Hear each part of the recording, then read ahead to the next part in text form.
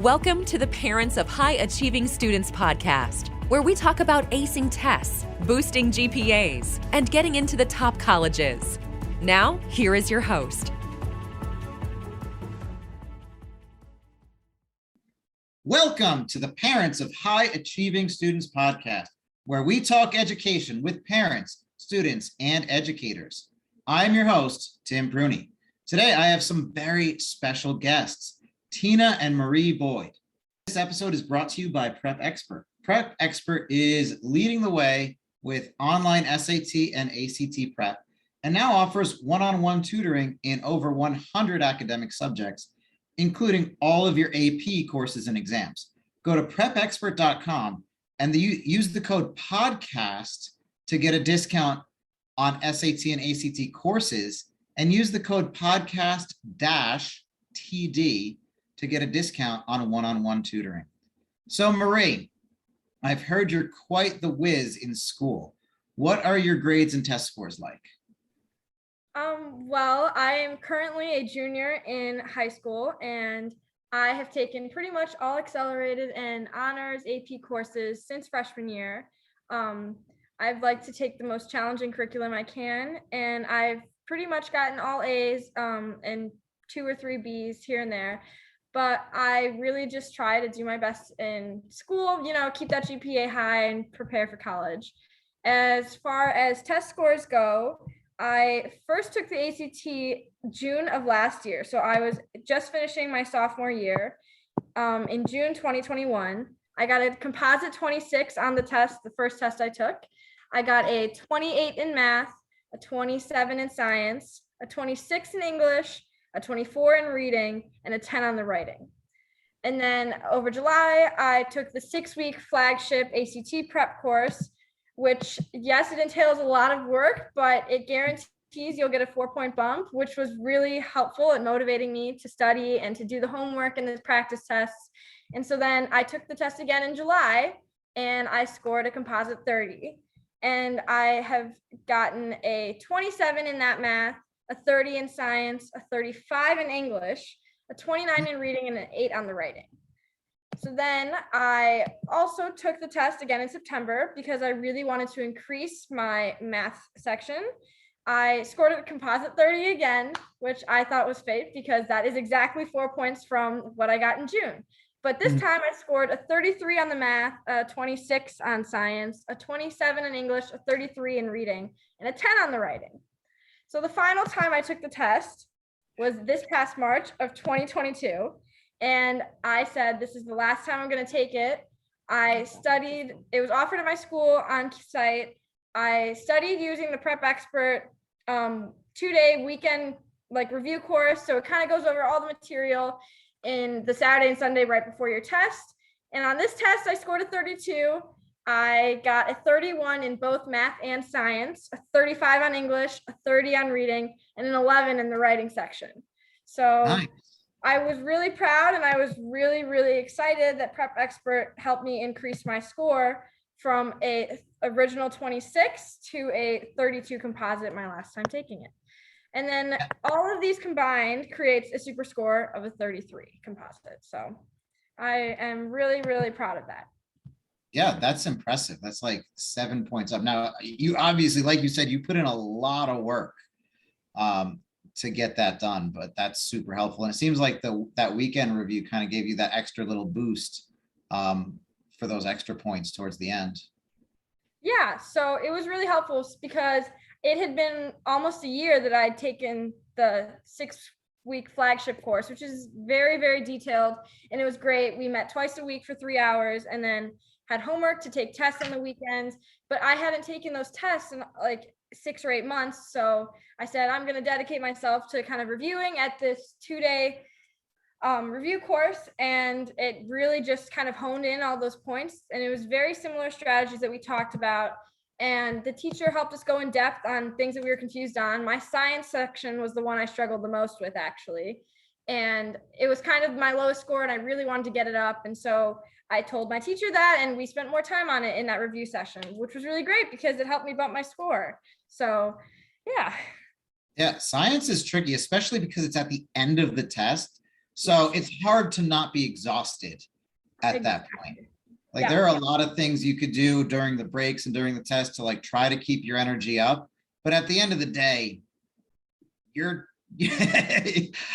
it's a long time but before you even get started on the science section. So that's like, anytime I see a science score in the 30s, I'm impressed. More impressed even than high scores in math and English, because English is first. Like it sounds like you only got like one question right that one time, or one question wrong. One question right would be very different.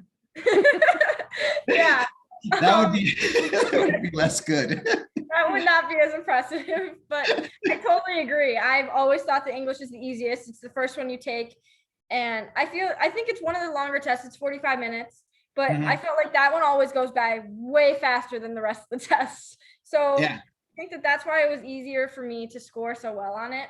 And yes, science, I think one of the biggest struggles is either being able to read the graphs after you've taken like a 3-hour test, or just being able to keep that endurance up. And then you know that you have to take the writing portion after it. So it's very much of a mind game when it comes to getting down to the last couple questions. Yeah, reading the graphs, it can sometimes be like, wow, wow, wow. Yeah. Like the lines start to blur. Yeah. But there's a rumor that one of these times you didn't even bring your calculator. Yeah, so that is a very good point. I did not bring my calculator. I was in a total rush and I signed up for the July ACT late. So I was on standby. We called them the morning of my test. It was like July 17th. I remember the exact date. And we called and we were asking. It was at a hotel because it was over the summer. And they're like, yeah, if you get here as soon as you can, you might be able to get a spot, because if you're on standby, they have to kind of let you in if like there's people missing. And it took the first 6 kids, and I think I was either the 5th or the 6th kid there. But I didn't realize until I finished my English section that I left my calculator at home charging on my dining room table, because I just wanted to be there to take the test. So that was why I really wanted to get my calculator and have that and take the test for real. So that's why I took it again in September. Oh my goodness. Note to self, I would write a Post-it note and stick it on every single, like on your bathroom mirror, on your desk, on the front door, like on your steering wheel before you leave your driveway, to bring your calculator, to bring lots of pencils, to bring an eraser, and to bring a granola bar and some water. That is like, have a list of all of that. Otherwise you will forget it. So a granola bar and water. That's your official snack. I'm more old school. I go with like hard-boiled eggs and a banana. And I know not everyone likes the smell of hard-boiled eggs, but I don't know. I'm weird like that. The granola bar sounds like a lot more practical now that I think about it. Yeah, you know, the chewy oats granola bars that are like s'mores flavored with marshmallows, those are mine. And then like maybe like a bag of Swedish fish just to top it off. You know, and celebrate with ice cream. Yeah, and then right after I take the test, and our tradition is, I think I did it every time. As soon as the test was over, we'd go get ice cream. So now we were talking about ice cream before, so I hadn't heard of these flavors. Like I'm basic. I told you, like for me, it's the vanilla and orange swirl that I get on the boardwalk with the waffle. But you had some like crazy color combinations, and oh yeah. When so I was little, I was obsessed with Blue Moon, because it's kind of like the prep expert color blue, actually, like, like, I don't know, but it's a really gorgeous blue and it tasted like cotton candy. And so that's like the perfect combination. So for my entire childhood, that was like my go-to flavor. But whenever they didn't have it, I would have to find something else. So I was like, okay, I like, chocolate chip cookie dough. I like regular chocolate chip. There was a mint chip phase, I think. And then now we're kind of all at the Superman ice cream kind of phase. So all of it. Oh yeah. Yeah, all of everything within me. So it's a bright blue, red, and yellow ice cream that's like swirled.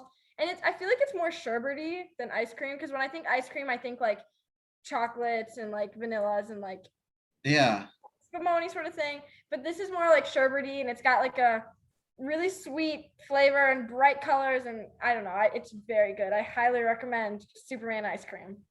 Yeah, I mean, that actually makes sense now, because I know you're very into art. I saw a little bit of your art, and the colors really do stand out. How long have you been doing art for? wow, since I could hold a pencil pretty much since I was like pretty much born. It's always just been my go-to thing to do when I'm stressed, when I'm bored. I mean, pretty much all the time. And as far as the colors go, I'm a very colorful person. I'm very much an extrovert. And so, you Mhm. know, I kind of express that in my art. And so everything I do is very vibrant, very colorful. And I mean, I just really like the use of those bright pinks and blues and royal purple, which I know that you love your royal purple. I So, love real purple. My water bottle is like a royal. oh, oh man. But yeah, so I've been doing art for as long as I can remember. And recently I actually just submitted a piece of artwork to the VFW auxiliary contest. So we'll be hearing back from them in a couple of weeks, but I had to do a piece that was representing patriotism, and often the ones that win or are chosen are like portraits. So Yeah.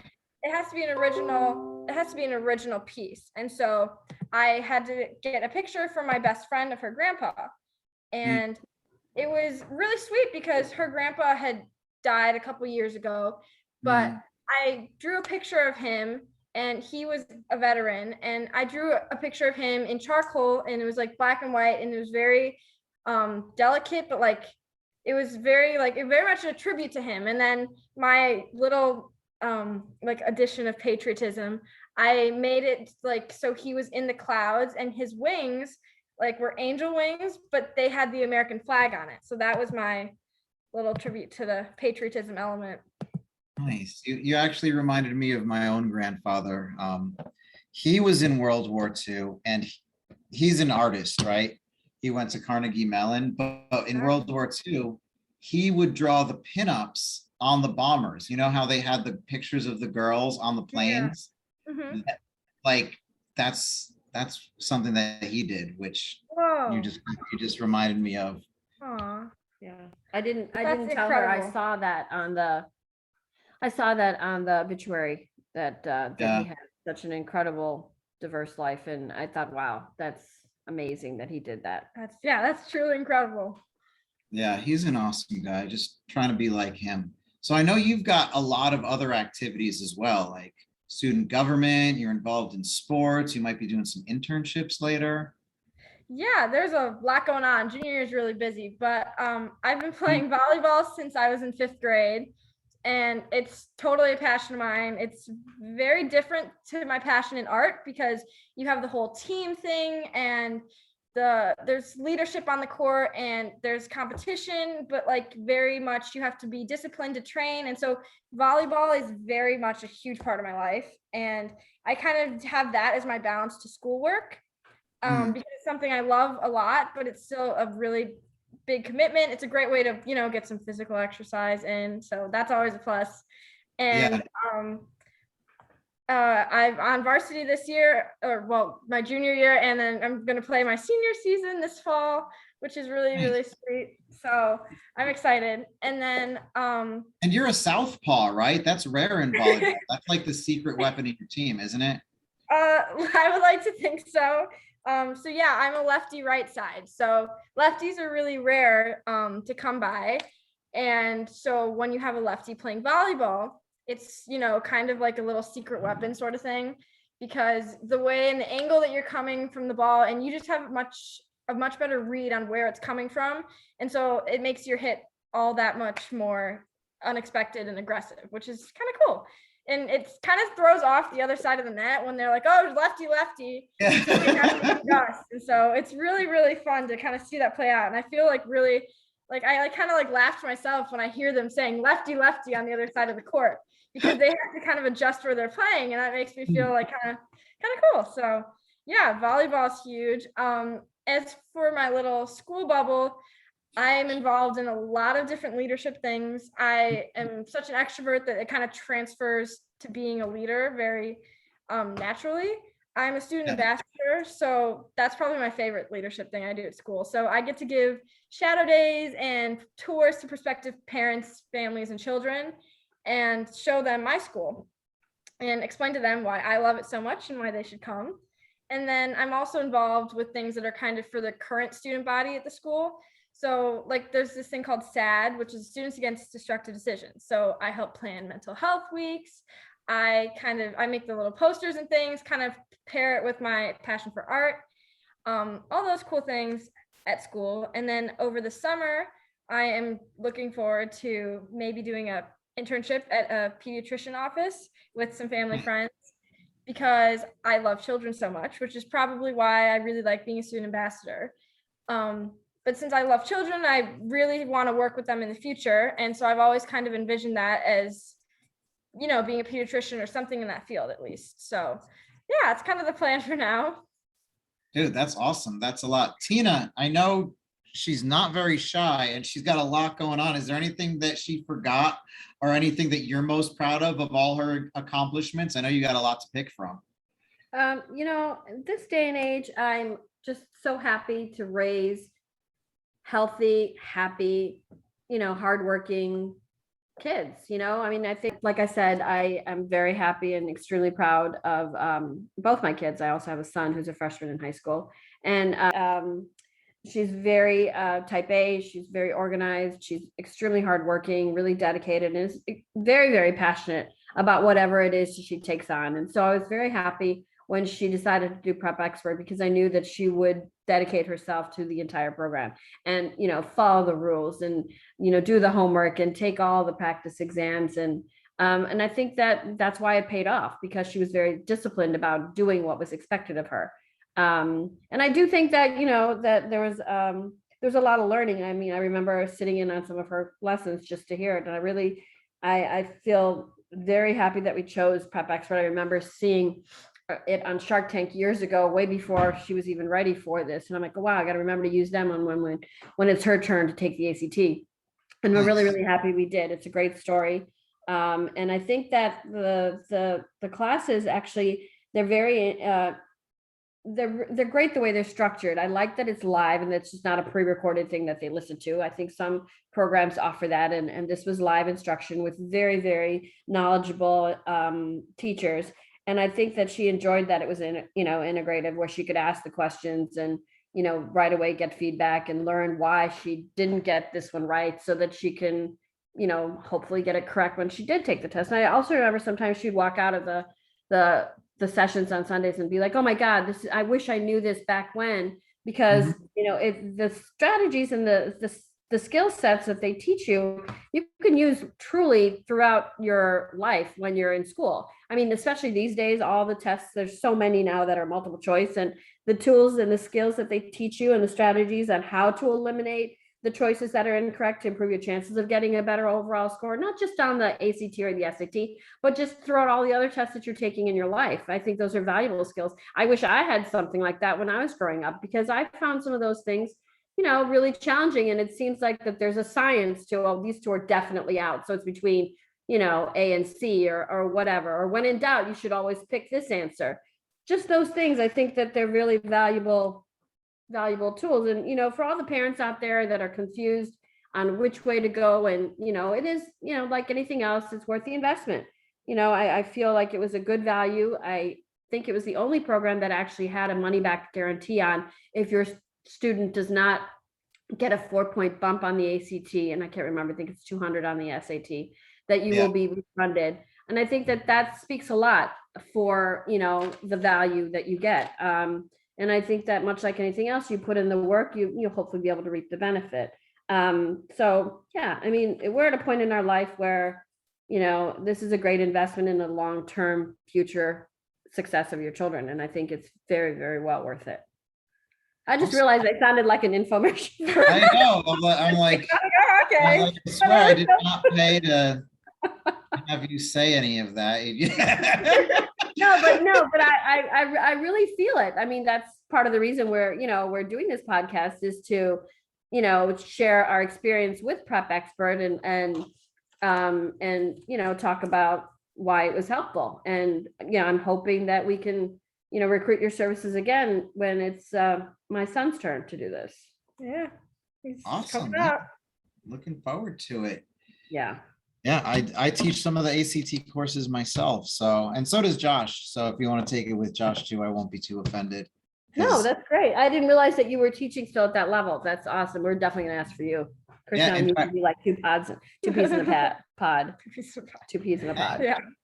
I actually take the test on a fairly regular basis just to keep up with it and to remind myself of what the students have to go through. I was gonna say, what that is- mental torture? Why would you do that for yourself? Part of the It's job, right? part of the job. I mean, I haven't had to wait outside of a hotel and hope that I was number 6 and not, Yeah. like Something. with no calculator. So maybe I didn't full experience. But yeah, I go there and I'm the weird old guy taking the test in a high school. But Oh wait, you take it on site? You actually go and, oh wow, okay. I get the ticket printed. I get you saw my calculator collection earlier. Wow. I get a calculator. I get my snack, which is a little different from Marie's snack, but that's okay. We can disagree on snacks. So I have to ask, over the years that you've done this, have you found the test to be, and it's probably not a fair question, but you know, now that she's done with it, have you found the test to be more challenging or less challenging over the years? I feel, and it depends because every single test is Different, right? not super different. But they're definitely unique experiences. I find the most recent SAT, because I can't think back to every single test I've taken. The most recent SAT I took felt like a lot of the math was dialed back. That was not so with the ACT. But that's just my experience. I'd rather do some statistical analysis to be sure, because that's just my blink based on the past 2 tests that I happened to take. Someone else could have gotten like a different version, but that's why I try to go regularly to keep up with. Like we talked about earlier, like that science section at the end is consistent. That's one thing that's consistent. That hasn't gotten any easier. But for students that are good at science and good at reading tables when they're tired, if you're really good at understanding diagrams, like when you're already mentally exhausted, like take the ACT science section, you will stand out for sure. Yes. I think that's part of the psychology. They try and like, it's such a mind game. Yeah, it's such a mind game. They try and hit you with the hardest when you're already so tired. Yeah. Part of that's the unsaid part of the test. I agree. Let's see how you do under pressure when you're completely exhausted and spent. But yeah, it was a great experience, and working with you and Glenda has been an absolute pleasure. You guys really make it worth the effort. Glenda's that's my homie. Yeah. Glenda's my girl. Yeah. So do you have any advice just for parents in general? Like, it sounds like you've got 2 really, really good kids, and sometimes parents struggle to end up with kids like you did. So you must be really it's a blessing. It really, really is. And all kids, regardless of the challenges they face, is a huge blessing from God. And I think we just have to take what we have and do our best to give them the opportunities to flourish. And I really believe that, giving them an opportunity to take the test. I know it's really challenging. I definitely would highly recommend doing the course over the summer. Yes, for sure. I can't even imagine with somebody as motivated as Marie, that there's no way she would have been able to do this with the regular school course load. It's just the days in school. And then if you've got sports or extracurricular activities, then you come home and you have homework. There's just no time to structure a day, to invest in all that extra studying. So if you can knock it out in 6 weeks, the summer before your junior year, that would be the ideal time to take the test, because everyone else in her class was completely scrambling, trying to prepare, trying to go through the big overwhelming books, or even now trying to bump their score during the middle of 4th quarter of their junior year before college apps, and it's extremely stressful. So I think the timing definitely was probably one of the smartest things we did. And then finding a way to, there's also you actually are pretty good with your deals. There's definitely periods of the time where you get discounted rates, a couple hundred here and there off with coupon codes called Glenda. Sorry, Glenda. She'll give you the best deal because, truly, I think that this company is invested in helping students achieve better scores on their tests. And they make good on that promise. It's not just, oh, we're going to do this, because there's other companies that you see where they say that, and it's not necessarily the fault of the company. I think students have to bring their effort as well. But I do think that, Prep Expert does a nice job of making good on what they offer. Thanks. Absolutely. And Marie, do you have any tips for students? Yeah, okay. As a student in general, first of all, when you do take the ACT, do not forget your calculator. Write post notes like everywhere. And I mean, even if you charge it 2 days before and then the day before the test, so also charge your calculator. Also important. And because it comes with the cable. And I mean, I don't know if you know this with your vast calculator collection, but I lose the cable probably on a weekly basis.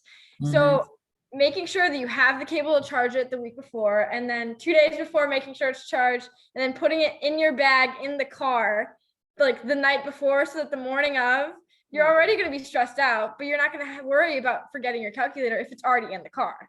So that's a big one for the ACT, at least, for the day of. But one thing that I really, really think was helpful was having that structure of a class, as well as I paired it kind of with my own study schedule. So I'd be okay, on this day, I'm going to do this homework, and really kind of organizing your time is super important when you're at this level of, in your educational career. So, it's kind of trial and error with time management, I would say, but you got to figure out what system works for you. I have a 5-star planner, which is actually amazing. And it gives you space to put in all your subjects and things. And so, I mean, I fill it out religiously. So figuring out what works for you to make sure that you're prioritizing school, but also making sure that you have time to do, for example, making sure you're sleeping. That's really important as well, especially for the test. Sleep a lot before the night of the test. And kind of just figuring out how to structure your day will really help with your mentality going through this crazy process. I would say to really, pay attention to the strategies that are taught if you choose to take the course, because committing to those strategies, it's not just going to help you in the test. I mean, of course, it will help you, with the huge time investment it takes of all the studying, you'll get a relatively rewarding payoff.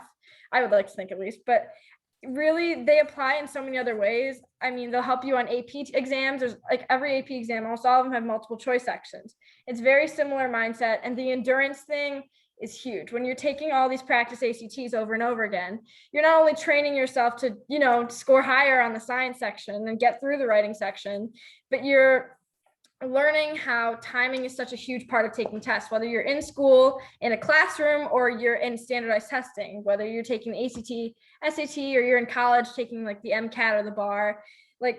It's a life lesson. I think that's something that's really valuable that I've learned from this course. And it's very much a mental game as well with timing, and being able to say, okay, I can skip this problem and I'll come back to it. Or, I'm between these two, that's enough. I'll move on and let my brain subconsciously work on it. And another little tip is when I was mentally exhausted from studying, because I think I literally looked at ACT for 6 weeks straight, which is a really, really, really stressful feat. It's very daunting and intimidating. And when you're mentally tired of that, I found it so difficult to sit down in my kitchen and take a full-on 3-hour ACT test every Saturday. So what I would do is I'd split them up. I'd take an English section on one day and a math section on another day, and organizing that based on what else I had going on in the day and how my level of energy would be was really helpful, because you're still doing the practice problems and you're still getting your work done and you're still preparing yourself, but you're doing it at a pace that's healthy and kind of will gradually lead you into the right speed and right endurance and right timing for these crazy fast tests. So, yeah. Yeah. Oh, that's super helpful. Thanks. So before I let you guys go, thank you so much for being on, but we talked a bit about travel earlier, and real quick, for each of you, what's the favorite place you've ever visited? This is difficult. I really, really, really love going to Florida. And I know it's like in the US and it's close, but I think it's not even just the gorgeous weather, because right now we're in cold, murky, rainy spring weather. And that's not my favorite weather. I love being on the beach. So every time we go to Florida, we go visit my cousins. And so the memories in Florida and the weather and the water of the ocean, that's amazing. Like when I grow up, I want to go be by a beach all the time, even if it's like Lake Michigan, because I'm staying near home. But I mean, being by any sort of beach will do for me. So I think Florida is the favorite because it's like that year round and because I have family down there. So yeah. That's good. Awesome. Thank you. How about you, Tina? Well, I love Italy. I love everything. I love my family, and that's great. We do love visiting them in Florida, but if you haven't been, I highly recommend it. It's really, truly such an incredible place. It's filled with history and art and fantastic food and the most divine ice cream you've ever had. I wonder if they have Superman. And it's beautiful. It's unfortunate because I think COVID really, really shut them down for a while, but hopefully things are turning around and, everything will pick up and maybe someday we can all go there again. Yeah, I would love that because I've yet to go and I really, really would love to visit. Yes, you should get there, Tim. All right, I'll put it on my list. Yeah. Thank you so much, Tina and Marie Boyd. This has been Parents of High Achieving Students podcast. Have a great one. Thank you so much. Thanks, yeah, Tim. it was great. Thanks, Prep Expert. Good luck.